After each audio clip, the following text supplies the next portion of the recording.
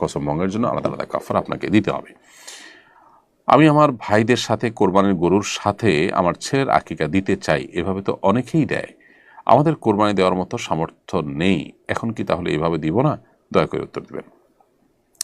আপনার ভাইদের সাথে আপনি যে কোরবানির গরুর সাথে ছেলের আকিকা দিতে চান,